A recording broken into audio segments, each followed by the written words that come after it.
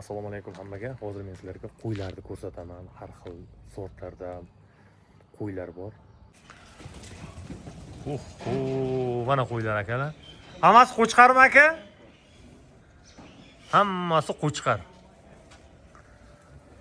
Kimga kerak bo'lsa har xil 15-20 kilogramdan tortib bu yoqqa ketib uradi patologa. Mana akalar, qo'rani qaranglar. Bu yoqda bu tarafiga qarab ketgan. Hamma sotiladi. Hamma sotiladi. Optimga ham, donaga ham, suyib ham beradi, живой veska ham. Akamizda mana ne to что qo'y, faqat mana tovuq biznesi bilan shug'ullangan. Tovuqlar ham bor.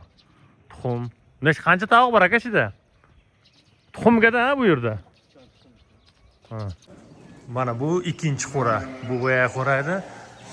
Bu yerda ham qo'chqarlarmi, ayol qo'ylar ham bormi? Bu kishi faqat qo'chqarlar bilan shug'ullangan. Mana. Bida son sanog'i yo'q. Aka bida o'zingizdan bilmasangiz kerak ekan nechtaligini.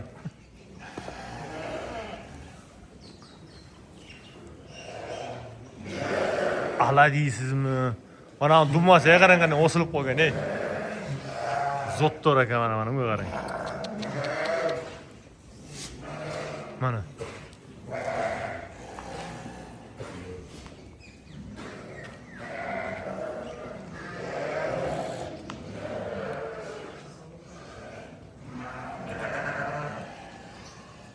Kakkalachalar qarang turishiga, mana qo'ylar.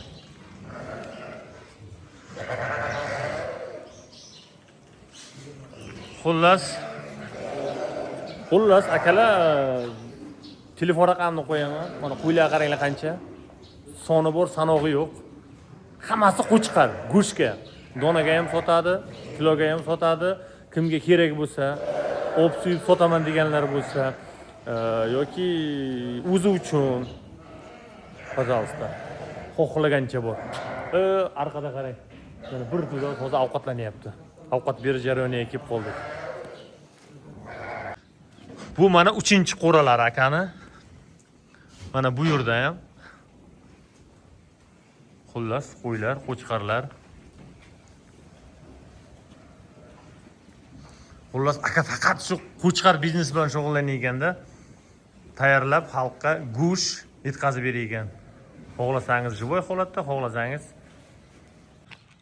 mana akamiz silyosni bosgan.